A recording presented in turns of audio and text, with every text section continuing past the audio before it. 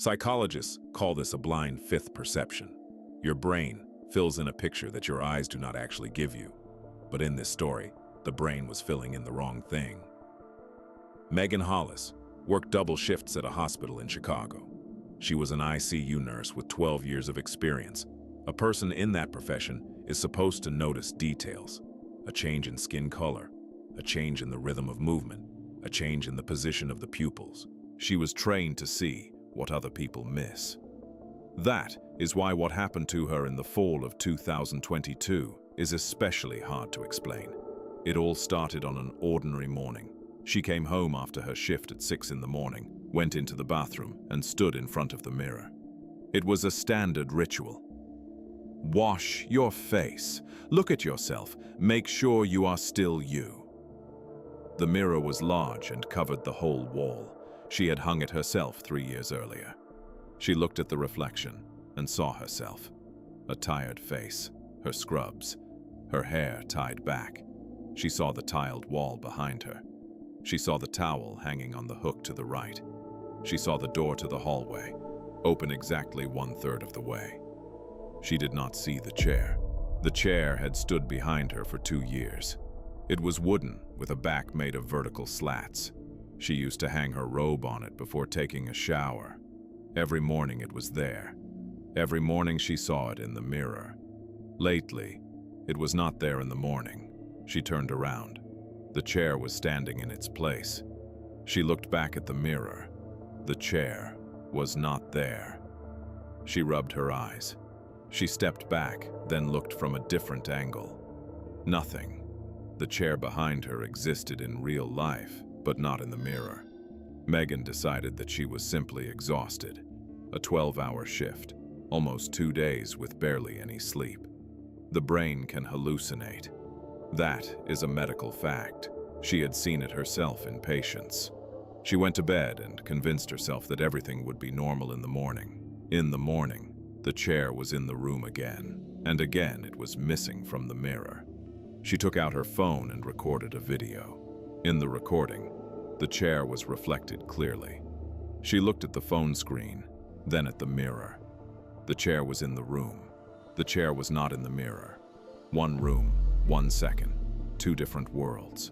She did not go to a psychiatrist right away. Megan was a practical person. First, she checked the mirror physically. She tapped the frame, examined the glass for any distortion, and measured the angle. The mirror was straight, clean, and had no cracks. Then she started keeping a journal. Every morning, she wrote down exactly what disappeared from the reflection.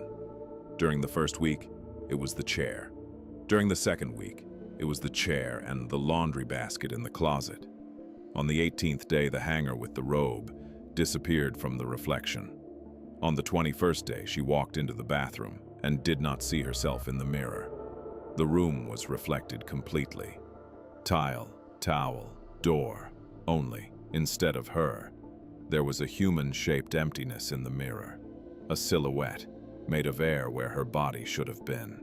She screamed. She turned around, grabbed her phone, and turned on the camera.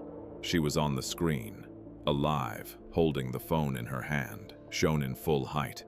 She raised her eyes to the mirror. The human-shaped emptiness was looking at her. Then it slowly raised its hand. Megan did not raise hers. Megan did go to a doctor after all. A neurologist ordered an MRI. An eye doctor checked her visual field. A psychiatrist held 3 sessions. There were several possible diagnoses: chronic sleep deprivation, visual hallucinations caused by stress, a possible early stage of a dissociative disorder. She took the pills for 4 weeks, regularly, without missing a dose, with water at the same time every day. The chair returned to the reflection on the 3rd day of taking them. The basket returned on the 7th day. On the 28th day, she saw herself in the mirror again. She decided that she was cured. She called her sister and told her everything that had happened. They talked for a long time, laughed, and made plans for Christmas. Megan was standing by the window and looking out at the street. When she hung up and turned around, the mirror in the hallway reflected the room. The couch, the floor lamp, the coffee table. and a figure standing directly behind her. Dark, motionless, and without a face. Megan turned around. There was no one behind her. She looked back at the mirror. The figure in the reflection also turned its head, toward the place where Megan had just been standing, as if it was looking for her, as if she had disappeared.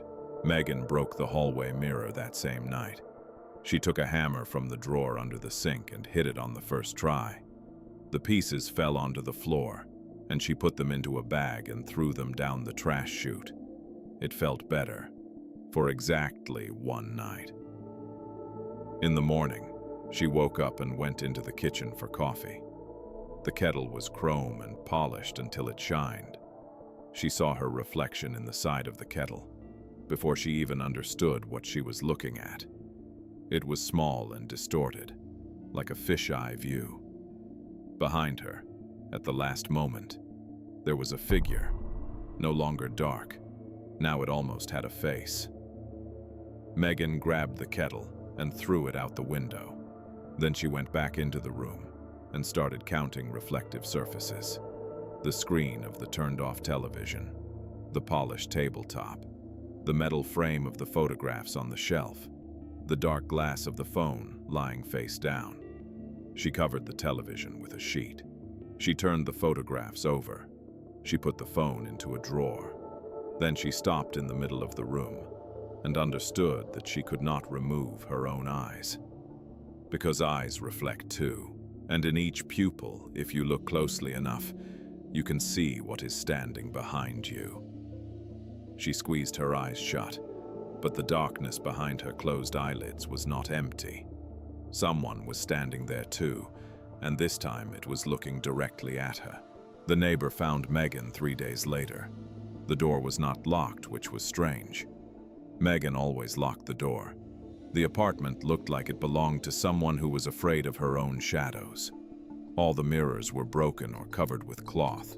All the shiny surfaces were wrapped in paper or tape. The phone screen was painted over with black marker on the reflective side. The windows were covered so tightly that not a single ray of light could get in and create a reflection. Megan was sitting in the bathroom where the large mirror used to hang. Her eyes were closed.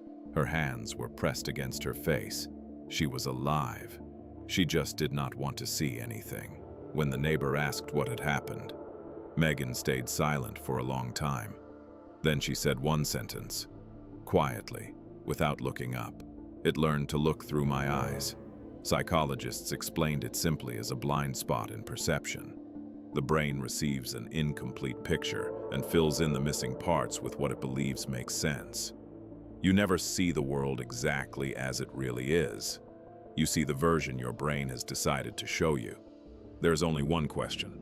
What exactly has your brain decided to hide from you? And how long has it already been standing behind you while you look into the mirror every morning? If you place 2 mirrors facing each other, you will see an endless corridor. The first 10 reflections are you. The 20th is almost you. At the 100th, someone else is standing there, and he has already taken a step. This ritual has no official name. In different parts of the internet, people call it different things. Mirror maze, endless corridor, the room with no end. The idea is always the same. 2 mirrors, complete darkness, a candle in the middle, and enough patience to count the reflections all the way through. Most people who tried it stopped somewhere in the low 20s, not because nothing happened, but because something happened too fast. Daniel Ford from Portland recorded his attempt at the ritual in October of 2021. The video lasted 42 minutes.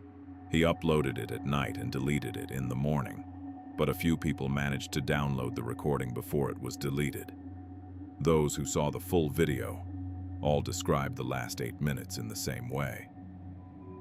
Daniel is sitting completely still. The candle is burning. The mirrors reflect corridors that go deep into the dark, and somewhere inside that corridor, something is slowly moving forward. The rules of the ritual are simple. That is exactly what makes it especially dangerous. Simple rules are easy to follow. Simple rules give the brain something to hold on to before panic begins. First, two mirrors of the same size placed directly across from each other. The distance between them should be from 1.5 to 2 meters. They must stand perfectly parallel, or the corridor will shift to one side and you will lose count of the reflections. Second, complete darkness in the room. Not a single source of light except one candle. The candle is placed exactly in the middle between the mirrors. Its reflection goes in both directions at the same time, creating two endless corridors of fire. Third, you sit in front of one of the mirrors and start counting the reflections out loud.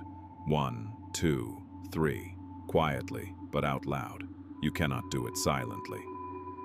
People who tried to count in silence say they were already losing track by 5 in the morning, as if something was deliberately confusing the count inside their heads. Fourth, and most important, if at any point you see something that should not be there, you must blow out the candle at once and leave the room. Do not keep looking. Do not try to see it more clearly. Do not keep counting. Just blow it out and leave. Those who did not leave kept watching. What they saw after that is known only from the words of other people, because they themselves said very little afterward. Daniel Ford was a skeptic.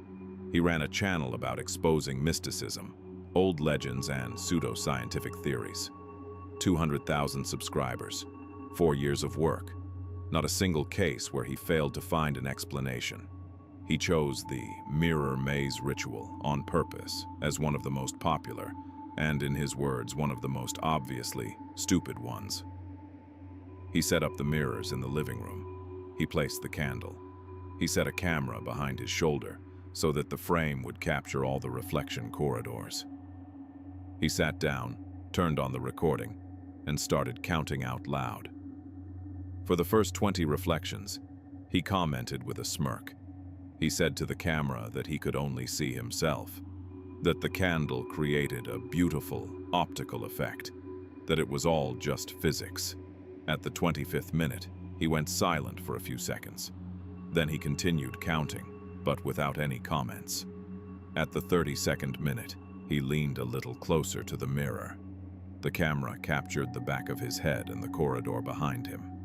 Those who analyzed the recording frame by frame say that it was exactly at that point that a silhouette appeared in the far corridor, blurred, unclear, like an image at the edge of optical resolution, but clearly not Daniel. Daniel was sitting completely still, and in the nearest corridors, that figure was slowly moving forward. At the 40th minute, Daniel stopped counting out loud. He just sat there and looked. The candle was burning steadily. There was no sound in the room, except for very quiet, very even footsteps, which the camera started to record at about the 35th minute of the video. The people who saw the full recording all described the last 8 minutes in the same way. It did not sound like people repeating each other. People from different countries who did not know each other wrote the same thing. Daniel is sitting still, with his back to the camera. His shoulders are down. His head is slightly bent forward, like a person who is watching very carefully. The candle is burning steadily, without shaking. The corridor in the mirror goes deep into the dark. At the 36th minute of the recording, the silhouette in the corridor becomes clearer. It looks larger than before. It is closer. At the 38th minute, the silhouette stops. People who watch the recording in high resolution say that at that moment the silhouette gets a face, unclear like the reflection of a reflection of a reflection, but clear enough to understand one thing. The silhouette is not a woman from the camera. The silhouette is Daniel. At the 40th minute, Daniel slowly raises his hand and touches the surface of the mirror with his fingers. The camera captures that moment clearly. His hand is touching the glass, and in the next corridor, the silhouette does the same. It raises its hand. It touches the glass from the other side. At the 42nd minute, the candle goes out. The recording continues for 4 more seconds in full darkness. In the silence, one sound can be heard. Not footsteps, not a voice. A sound that several people described in exactly the same way, as if someone was very slowly dragging a finger across the glass from the other side. Daniel deleted the video in the morning. In response to every question about the recording, he gave the same answer. I counted to the end. He never explained more than that. Daniel was not the first, and he was not the last. Forums about rituals started to appear around 2015. At first, they were single posts on small websites about old legends. Then the cases started to multiply. Different countries, different languages, the same detail. Something appears in the reflection corridors, somewhere between the 30th and the 40th reflection, and it is always moving in one direction. A woman from Tokyo wrote that she stopped at the 28th reflection because she saw that the silhouette in the nearest corridor was dressed differently from her. She was wearing a white t-shirt. For a moment, the silhouette was dressed in black. A man from Warsaw reached the 45th reflection and wrote that at one point the silhouette stopped copying his movement. He raised his left hand.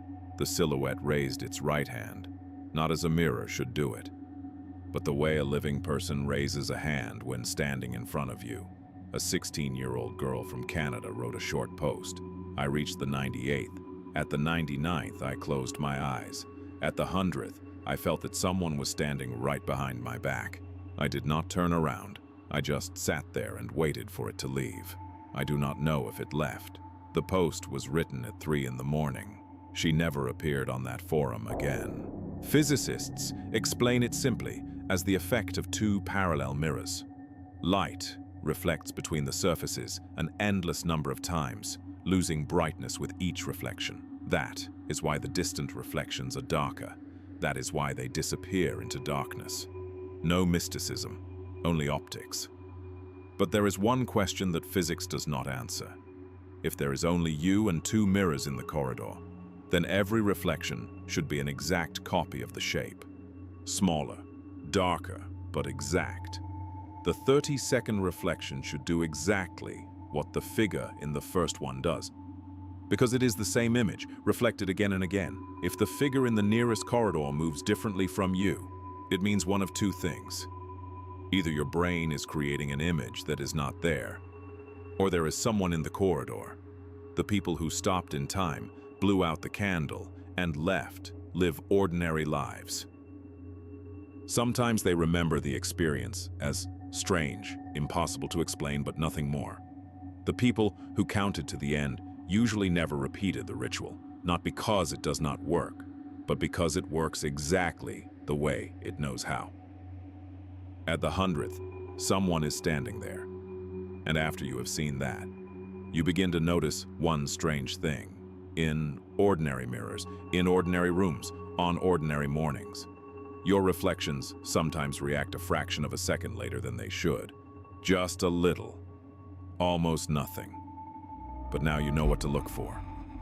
And that is why you notice it.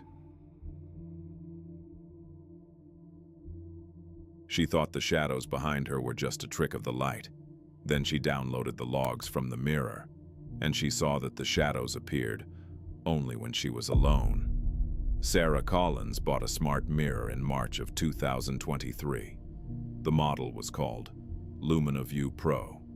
The mirror cost $800, had a built-in screen, a high-resolution camera, and a constant connection to a local network. The company presented it as a device for people who take themselves seriously. A morning routine, skin tracking, virtual outfit fitting, weather and calendar settings shown directly in the reflection. Sarah worked from home as a graphic designer. She lived alone in a small apartment in Austin, Texas. She was exactly the kind of customer this mirror was made for. Technically skilled, living alone, spending a lot of time at home. For the first 2 weeks, everything worked perfectly. The mirror showed her schedule, reminded her about meetings, analyzed the condition of her skin, and suggested care tips. Sarah was happy with the purchase. One morning, she was putting on makeup and noticed a shadow with the corner of her eye, a dark shape in the reflected light just above her shoulder. She turned around. The corner of the room was empty. She decided it was sunlight coming through the blinds. She was right. That morning, there really was sunlight. The shadows did not appear every day. That was the first thing that made it confusing. If they had appeared regularly, Sarah would have found an explanation faster, but they showed up once every few days at different times in different corners of the reflection. Her brain could not build a pattern, so each time it found a new reasonable explanation. The shadow on Monday was a passing car headlight. The shadow on Thursday was the screen of a laptop behind her. The shadow on Sunday was her own movement, too fast, and she took it for someone else. About a month later, Sarah began to notice something else. The shadows appeared only when she was alone. When a friend came over or a delivery person rang the doorbell, the shadows disappeared. As soon as the door closed and the footsteps faded outside, they came back.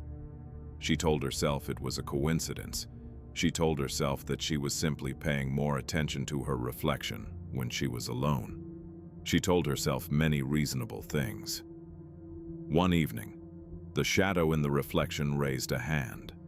Slowly, almost lazily. At that moment, Sarah was standing completely still. She was looking at the reflection and not breathing. The shadow lowered its hand. Then it disappeared. Sarah stood in front of the mirror for about 10 more minutes without moving. Then she took out her phone and started searching online to see whether a smart mirror could be hacked. The answer did not make her feel better. Smart mirrors work in a simple way. Behind the normal semi-transparent glass, there is a screen. When the screen is off, the glass works like a normal mirror. When the screen is on, it shines through the glass and places an image over the reflected surface. That is how the mirror shows weather, time, and calendar information right in the reflection. The camera is built into the top edge of the frame. It records all the time. It does not store video on the device, as the documentation says, but only analyzes the image locally for skin tracking and gesture control functions. The data is not sent anywhere. That is what the documentation says. A cybersecurity specialist named Reza Tehrani published a detailed analysis of smart mirror device vulnerabilities in 2022. He tested 7 models from different manufacturers. 6 out of 7 had serious vulnerabilities. Open ports, unencrypted traffic, factory passwords that users never change because they do not know those passwords even exist. LuminaView Pro was on his list. At the very top, hacking such a device, Tehrani wrote, takes an experienced person about 8 minutes. After the hack, the attacker gets full access to the camera in real time and full access to the screen. That means they can see everything that happens in the room, and they can add anything they want to the image on the screen, over your reflection, right behind your back, while you look in the mirror every morning. Sarah found a method for downloading the mirror logs on a technical forum. It took about an hour. She was not a programmer, but she knew enough to follow the steps. The log file opened as a table: time, event type, connection status, incoming and outgoing traffic. Sarah did not understand most of the technical terms, but the timestamps all matched, and she understood what external active connection meant. She found the first such line, dated weeks earlier, exactly 1 day before the shadows started to move. An external connection was established every day, always at different times, but always when she was at home, and never, not once, when she left the apartment. That pointed to one thing. Whoever connected to the mirror first looked through the camera to check whether she was home. He did not just hack the device and leave the connection open. He entered on purpose. He chose the moment. He waited until she was alone. Sarah closed the laptop and looked at the mirror. The mirror looked back at her. The camera at the top edge of the frame was pointed directly at her face. A tiny lens, almost impossible to notice if you did not know it was there. She covered the mirror with a sheet. Then she thought for a second. And she covered the laptop, the phone, and the tablet too. Then she left the apartment and called the police from a street payphone. The police took Sarah's report seriously. Not at once. At first, the duty officer looked at her with the usual skepticism of a person who hears strange stories every day. But when a technician from the cybercrime unit opened the log file and studied it for 20 minutes, his face changed. The external connection was routed through a chain of 7 proxy servers in 4 different countries. Tracking the final point was difficult, but possible. It took 4 days. The address led them to an apartment in the same part of Austin, 8 blocks from Sarah's home. The apartment was rented by a 31-year-old man who worked for a company that serviced premium smart devices, including LuminaView devices. He had access to service documentation, factory passwords, and firmware diagrams for the whole line. On his computer, they found recordings from 13 mirrors, from 13 different apartments, 13 women living alone. The recordings lasted from 2 weeks to 8 months. Among the files, there was a folder called Shadows. Inside were prepared images, blurred silhouettes of different heights and body types designed to fit naturally into almost any interior. He matched them to each room by hand. He tested them under different lighting angles. He made the shadows look as natural as possible, so that a woman would see one and think it was only a trick of the light, right up to the moment when he decided that she was ready to see something more. What exactly he planned to do next was not made public by investigators, but the folder called Shadows was not the only folder on his computer. Sarah changed her apartment, her phone, and her laptop. She threw away the smart mirror on the very first day, right after the police took it as evidence and then returned it to her. She says she did not look at it for even a second. She simply carried it into the hallway, placed it by the trash chute, and walked away without turning back. Sarah's story became public because one technology publication wrote a detailed article about smart device vulnerabilities. LuminaView released a firmware update 2 weeks after the article was published. In the company's official statements, it said that the vulnerability had been fixed and users were advised to update the software. Maybe, not necessarily. Maybe. Cybersecurity specialist Reza Tehrani commented on the situation. Briefly, they closed one hole. There are still several left, and most users will never update the firmware because they do not know that they need to do it. Right now, millions of smart devices with cameras are being sold around the world. Mirrors, televisions, refrigerators, doorbells, baby monitors. Each of them is connected to a local network. Each of them has a camera, a microphone, or both. Most of them have never received security updates because manufacturers release new models and the old ones are simply no longer supported. You cannot be sure that no one is watching through your device right now. You can only notice a detail, a shadow in the reflection area, a silhouette that appears only when you are alone, the feeling of a stare where no one is there. Sarah thought it was a trick of the light until the moment she downloaded the logs. The question is not whether someone is on the other side of your mirror. The question is how long you will keep convincing yourself that it is only a shadow.